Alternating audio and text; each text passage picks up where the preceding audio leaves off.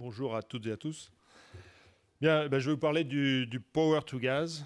Alors, le titre technocratique que j'avais choisi, c'est Comment valoriser l'électricité excédentaire grâce à l'hydrogène. Je crois qu'après le passage de Joël de René, on peut prendre un titre un peu plus poétique, Comment mettre le soleil et le vent en boîte. Alors, Pascal l'a déjà dit, nous sommes en train de changer de paradigme, de modèle énergétique. Dans le modèle actuel, dès qu'il y a un besoin qui apparaît, dès que vous avez envie d'allumer une lampe électrique chez vous, ou un moteur, ou un radiateur, il y a quelque part dans le système une centrale qui fonctionne un peu plus vite ou qui se met en marche. Un moyen de production est mis en marche. Dans le futur, la production est une donnée. La production, le vent, le soleil, également l'hydraulique. Une partie de l'hydraulique n'est pas forcément au fil de l'eau. Et donc, la caractéristique de cette énergie, c'est qu'elle est aléatoire, elle est variable, elle est intermittente. Et donc, il va falloir adapter cette énergie variable, aléatoire, intermittente, à la consommation. Donc apparaît immédiatement la question du stockage, et on le voit dans toutes les publications et dans tous les colloques, c'est vraiment le Graal de la transition énergétique, c'est le stockage de l'électricité. Alors qu'est-ce que le Power to Gas de façon très, très simple et schématisée? Donc c'est la conversion de l'électricité en hydrogène par l'électrolyse. Donc je ne rentre pas dans les différents types d'électrolyse, alcaline, PEM, et SOEC. Et une fois que vous avez l'hydrogène, on peut soit retrouver les usages habituels de l'hydrogène, comme matière première, comme produit chimique, donc, pour les produits chimiques, pour la production d'électricité, pour la mobilité, et Fabio en a parlé largement.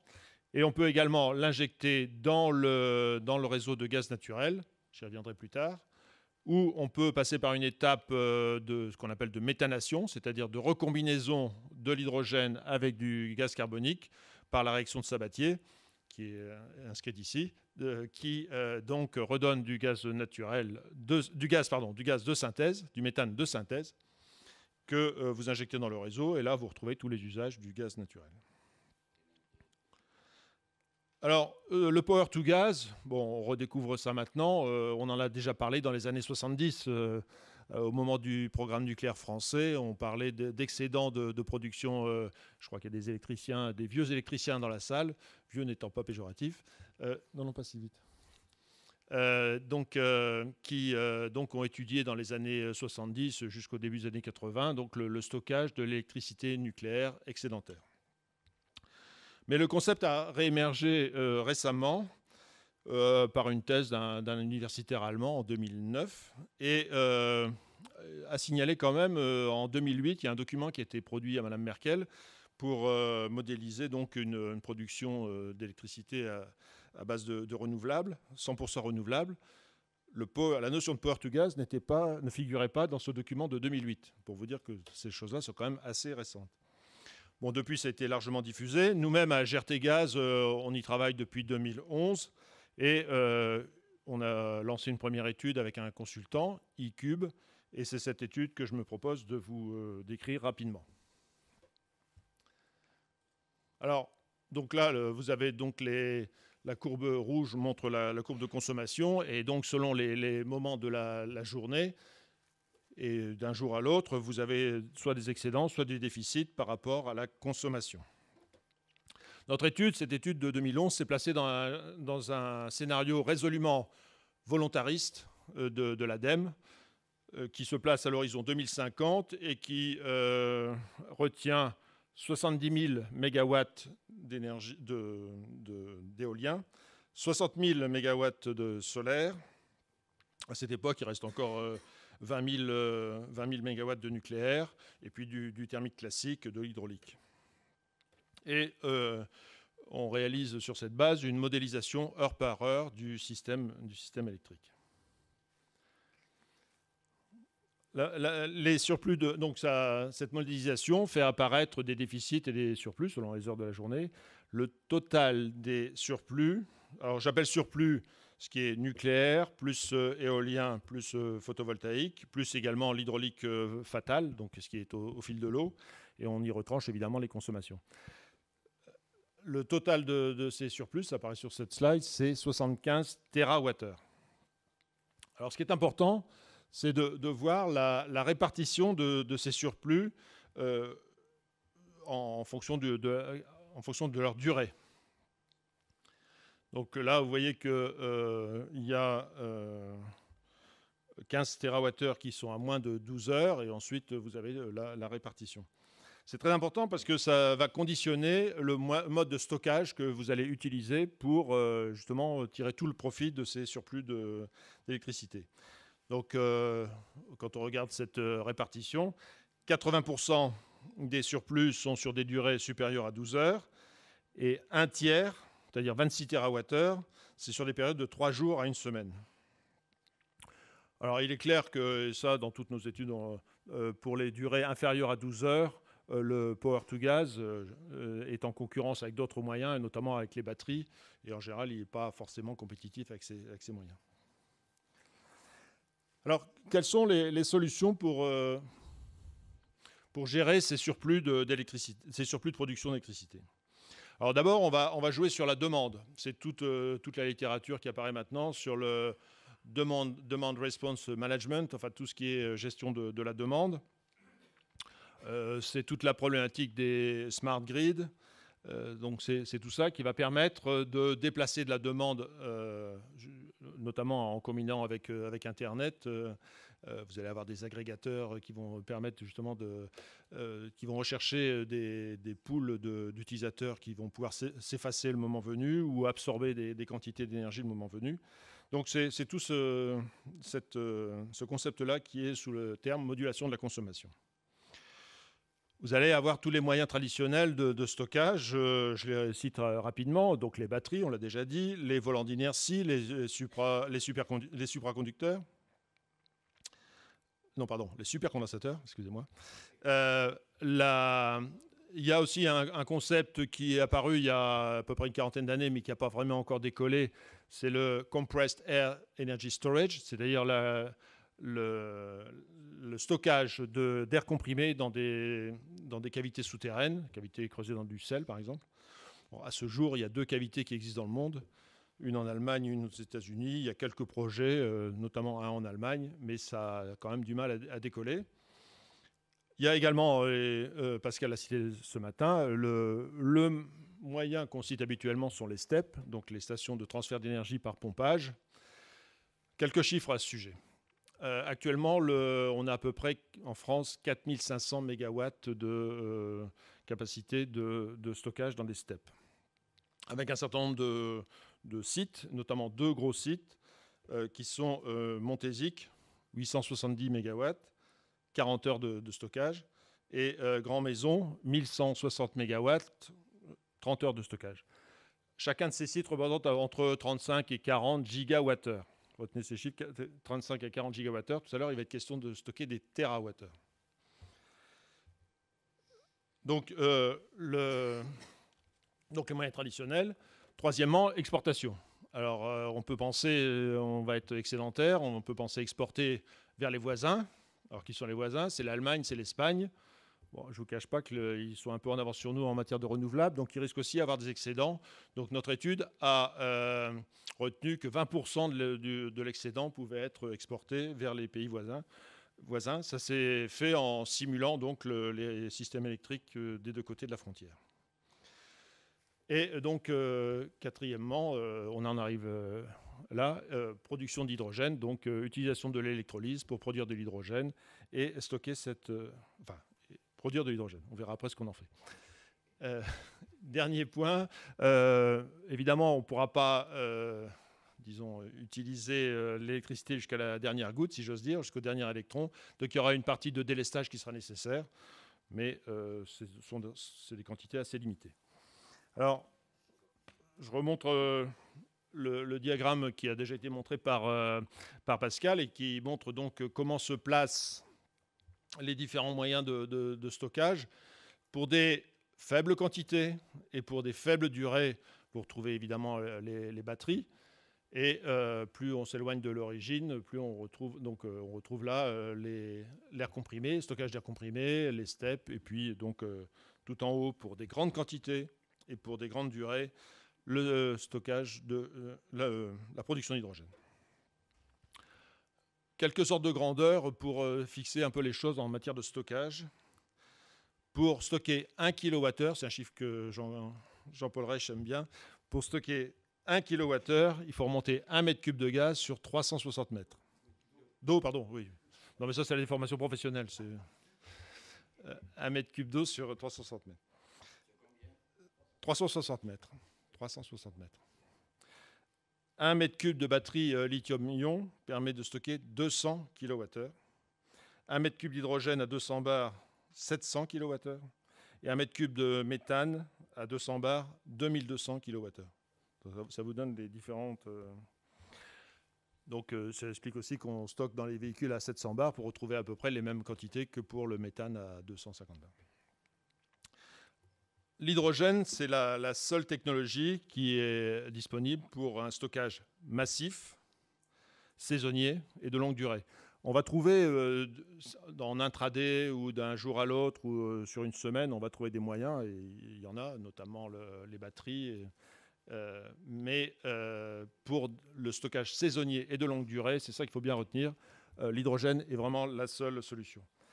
Donc l'hydrogène, c'est véritablement le moyen de déplacer de l'énergie dans le temps et dans l'espace. Donc c'est véritablement et Jean-Marc va reprendre ce terme, c'est vraiment le vecteur de la transition énergétique, puisque ça permet quand même de transporter dans le temps et dans l'espace.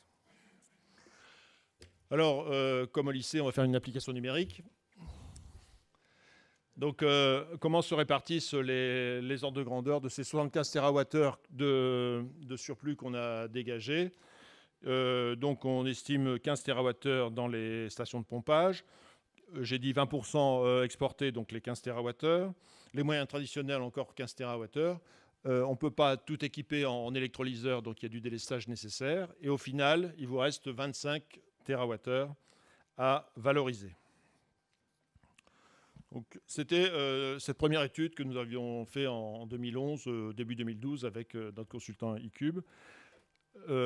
En fin 2013, on s'est associé donc à l'ADEME et à GRDF pour reprendre une étude plus générale qui a été confiée à un pool de consultants dont les logos sont là, Espool, Solagro et Consultants, et qui a été publiée très récemment, le 30 octobre dernier. Cette étude, elle examine un certain nombre de scénarios dans toute l'Europe. 6 scénarios allemands, 3 scénarios danois, 4 scénarios français. Et elle regarde également la situation en Suisse, en Belgique, en Grande-Bretagne, aux Pays-Bas, en Scandinavie. Alors en France, sur les 11 scénarios qui ont été produits dans le cadre du débat national sur la transition énergétique, 4 seulement envisagent le power to gas.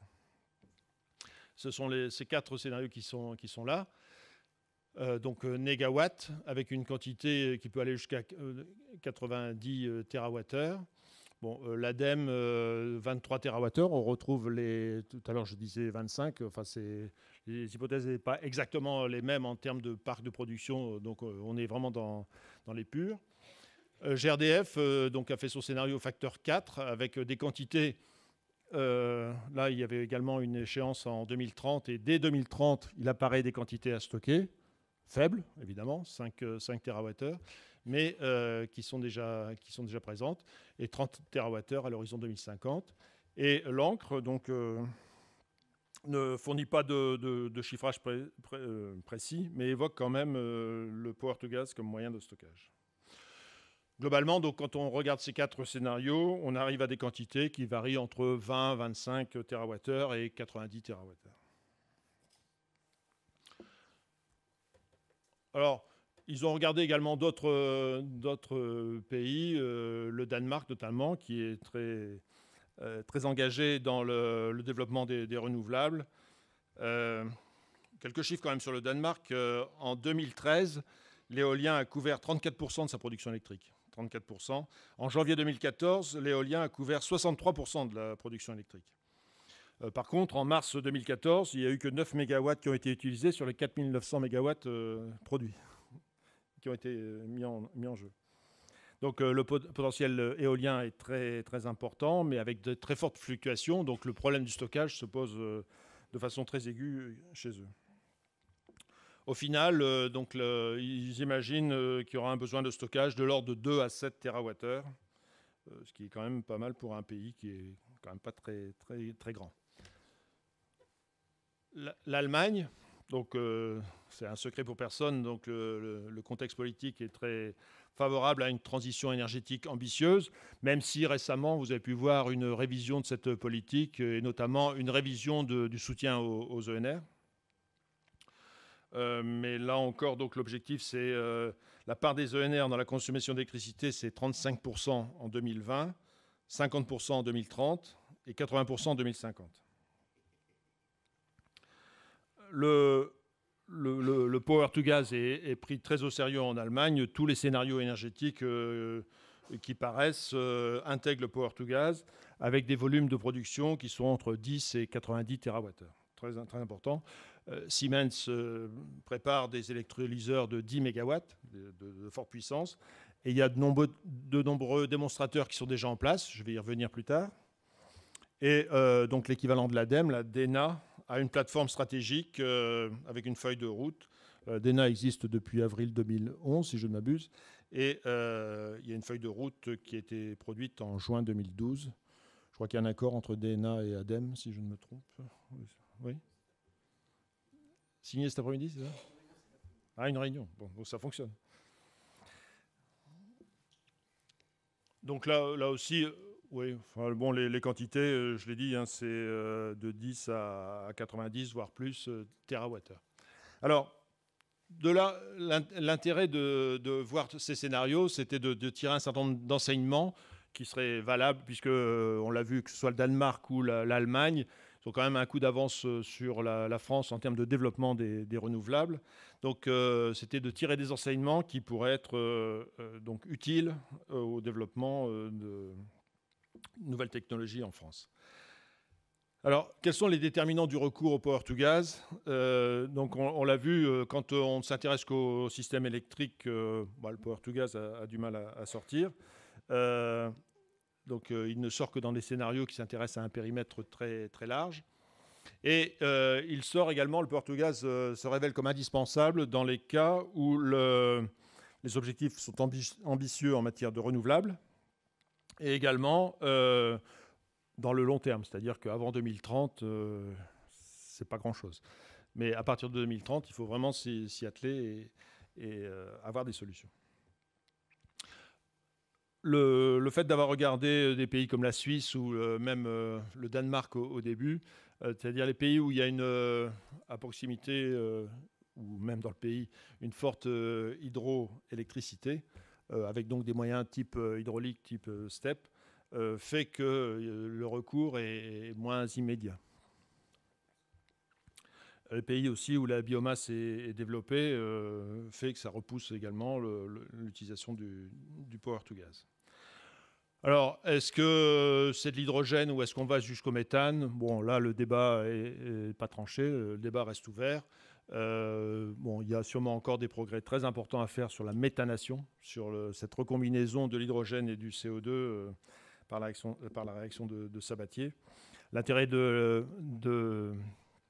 méthane, c'est que ça s'injecte directement dans les réseaux et dans des quantités, il n'y a pas de limite. Alors que pour l'hydrogène, moi j'y reviendrai rapidement plus tard, il y a quand même un peu de travail encore à faire. Et oui, dernier point, mais c'est annexe, la méthanation est apparue récemment dans les différentes études et scénarios qui sont produits. Alors, comment ça peut se présenter tant qu'on aura des quantités faibles d'hydrogène? Faible, ça veut dire quelques pourcents par rapport au volume des réseaux. On pourra se limiter à injecter de l'hydrogène. Pour des quantités importantes, c'est ce que je disais à l'instant, on passera probablement à la méthanation.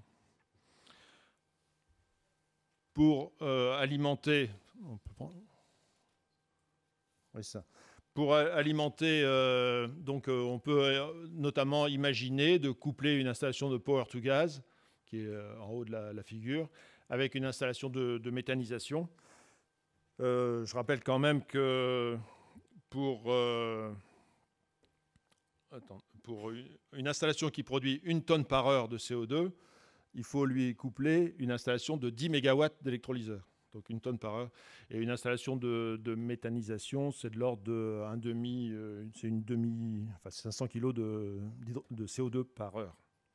Donc 5 MW.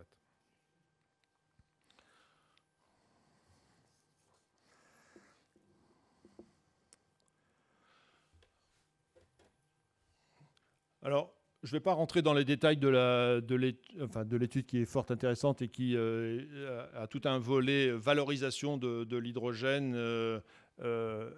Cette étude s'est attachée à regarder dans le détail, heure par heure, quelle était l'électricité disponible et sur quelle durée, et notamment dans l'utilisation des moyens de stockage. Si par exemple, vous pouvez avoir 2 créneaux d'excédent d'électricité, mais si entre les 2 créneaux, vous n'avez pas eu le temps de vider votre stockage type batterie, vous ne pourrez pas stocker, vous ne pourrez évidemment pas, lors de la deuxième séquence, stocker ce qui est disponible. Donc il faut vraiment faire une analyse très fine. L'étude s'est également attachée à trouver, donc il y a évidemment aussi une étude sur les coûts de base, des électrolyseurs, méthaneurs et autres, et également des études sur le coût de l'électricité, à quel coût on va pouvoir avoir l'électricité. Alors, ça relève un peu de la boule de cristal, donc il y a un certain nombre d'études qui ont été faites, notamment sur la plaque nord-ouest européenne, des études qui sont soit des études scandinaves, soit des études allemandes, qui donnent des indications sur l'évolution de ce que pourrait être le prix de l'électricité dans les 10, 15, 20 ans, 30 ans à venir. Mais plus généralement, donc je ne vais pas trop m'attarder sur ce point-là qui est très important dans l'étude, mais plutôt regarder quels sont les enseignements d'une telle étude. D'abord, on s'aperçoit, et ça rejoint également ce que disait tout à l'heure Joël de Ronet, ça va nous conduire de plus en plus à une approche systémique de l'énergie, et notamment une gestion coordonnée des réseaux. Tous les scénarios, et ils étaient nombreux, je vous l'ai dit, tous les scénarios qui ont été regardés font apparaître le power to gas, et donc il semble absolument incontournable dans tous les scénarios. Dès que vous avez une part importante d'énergie renouvelable, et dès que, évidemment, vous voulez faire une forte réduction des gaz à effet de serre. Le recours au power to gas n'est pas immédiat. Avant 2025-2030, on n'a pas besoin. Les moyens traditionnels, ils suffisent. Mais c'est après que les choses se nouent et se font. Et dernier point, mais ça, Pascal a déjà dit également, toutes les briques technologiques sont là, tous les éléments sont là, il n'y a pas de rupture technologique nécessaire. Il faut simplement les mettre bout à bout et faire des démonstrateurs pour montrer que ça marche et évidemment optimiser, améliorer le système. Un point sur les bénéfices socio-économiques que le power to gas peut apporter. Ces bénéfices sont considérables et ils sont finalement en trois catégories. D'abord, le power to gas peut apporter un soutien au réseau électrique. De 2 façons. Tout d'abord en produisant des services système au système électrique. Et RTE estime le marché actuel à 1000 MW. Donc un service important. Et puis il peut également permettre de traiter certaines congestions de façon, et vous savez, c'est particulièrement aigu en Allemagne, mais ça se pose aussi parfois en France. Tirer des lignes haute tension, c'est pas c'est pas une partie de plaisir. Et donc, le power-to-gas peut résoudre ces questions-là, d'autant que la transition énergétique va exiger de renforcer la construction de lignes et le renforcement des réseaux électriques, qu'ils soient de haute tension ou même de moyenne tension. Deuxième avantage considérable, c'est permettre de décarboner l'économie et décarboner le mix énergétique.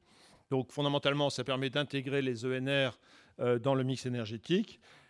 Si vous brûlez de l'hydrogène plutôt que du méthane fossile, bah, les 25 TWh que j'évoquais tout à l'heure, c'est 5 millions de tonnes si vous brûlez du gaz naturel. C'est plutôt 8 millions de tonnes si vous brûlez du charbon. Ça contribue à la mobilité, une mobilité propre. Bon, je ne reviens pas sur l'exposé de Fabio, qui l'a largement développé. Et c'est également, et je l'ai montré en couplant donc une installation de production de CO2 avec une installation de power to gas et en recombinant hydrogène et CO2, ça traite aussi l'utilisation ça permet d'éliminer du gaz carbonique et donc ça participe du CCUS, de Carbon Capture Utilization Storage. Et enfin, donc, en matière de retombées sociales et économiques, produire de l'énergie en France, c'est autant d'énergie qu'on ne va pas importer. Donc, augmentation de l'indépendance énergétique, diminution du déficit de la balance commerciale. Ce sont des installations qui seront sur le sol national. Donc, développement, ça aidera à développer de façon générale les renouvelables. Création d'emplois, bon, je ne sais pas si je suis dans les 10 000 emplois qu'a cité Pascal tout à l'heure, mais je suis toujours assez hésitant et réticent à dire des chiffres, mais ça doit être dans ces ordres de grandeur. Et enfin, et je dirais que c'est peut-être un des points majeurs, c'est que le monde bouge, les Chinois avancent, les Américains avancent, les Allemands avancent. On a, comme l'a dit Pascal, un certain nombre de pépites en France, des entreprises, qu'elles soient grandes ou moins grandes, qui ont toutes les technologies et toutes les capacités. Il y a là des opportunités à l'export formidables. Le power to gas, il est dès à présent, il est en marche. Bon, le rapport parlementaire, on a un de ses auteurs, en la personne de Jean-Marc Pastor, il va nous en parler dans quelques minutes. C'est un des plans de la Nouvelle France industrielle. Le stockage de l'énergie, de l'électricité, a été identifié par Mme Lauvergeau, par sa commission, comme un des 7 chantiers majeurs sur lesquels il fallait travailler. Donc on est vraiment au cœur de l'innovation et de ce qu'il va falloir faire pour préparer le futur, avec un certain nombre d'entreprises qui sont là, des Françaises, Anglaises, Allemandes, Américaines. Alors, ce que je disais tout à l'heure, il faut maintenant sortir du laboratoire. Je crois que Joël Delronay a commencé son exposé comme ça, en disant l'hydrogène est sorti du laboratoire. Pascal l'a dit également. Il faut faire des démonstrateurs. Je serais un peu moins enthousiaste que Joël Delronay. Il a cité Myrt, c'est bien. Mais en Allemagne, il y a déjà plus de 14... Là, la liste n'est pas exhaustive, hein. En Allemagne, il y a plus de 14 installations de power to gas qui fonctionnent. Plus de 14. Enfin, il y en a 14 qui fonctionnent et il y en a 17 en construction. Qui vont soit produire de l'hydrogène industriel, soit de l'hydrogène pour la mobilité, soit pour simplement intégrer les ENR dans le système énergétique. Donc là, ce que j'ai montré, c'est les principaux. Donc on retrouve Falkenhagen, on retrouve un certain nombre de démonstrateurs étrangers. En Italie, où est présent McPhy, il y a donc le projet Ingrid, dans le sud de l'Italie. Et en France, à ce jour, il y a un démonstrateur qui fonctionne et l'autre qui s'apprête à démarrer. C'est donc les projets Myrt et Grid. Alors, Myrt, l'objectif, c'est de travailler, d'étudier l'intégration des ENR dans des zones non interconnectées. la description a été donnée rapidement tout à l'heure par Joël de René. Donc une centrale photovoltaïque de 560 kW, c'est-à-dire 2240 modules de 250 watts. Et puis donc la centrale, soit elle injecte directement sur le réseau électrique, soit elle stocke dans le système hydrogène, qui est composé d'un électrolyseur PEM de 50 kW, qui produit donc 10 m3 d'hydrogène, un stockage de 1400 m3, et puis une pile à combustible de 100 kW. Donc les questions qu'ils vont étudier et qui sont en cours d'étude, c'est maximiser le rendement de toute la chaîne d'hydrogène, c'est la tenue au cyclage du système, c'est l'amélioration des interfaces entre les sous-systèmes, et de façon générale, c'est la stratégie de gestion du stockage. Grid donc, a été également mentionné tout à l'heure par Pascal. Donc là, il y a deux choses. C'est alimenter un quartier neuf, 200 logements, et une flotte de bus, de 50 bus, qui actuellement sont alimentés au gaz naturel comprimé et qui vont recevoir un mélange gaz naturel hydrogène. Donc le principe, c'est de transformer l'électricité renouvelable, qui est dans ce cas-là d'origine éolienne. Alors pour le quartier, un électrolyseur de 30 kW, donc 10 m3, et pour les bus, 2 électrolyseurs de 45 kW, donc 2 fois 15 m3 chacun. Le sens de ce démonstrateur, c'est donc de mélanger, d'injecter cet hydrogène dans le gaz naturel, de faire un mélange dans des proportions variant entre 6 et 20% d'hydrogène dans le gaz naturel, et voir comment tout ça se comporte.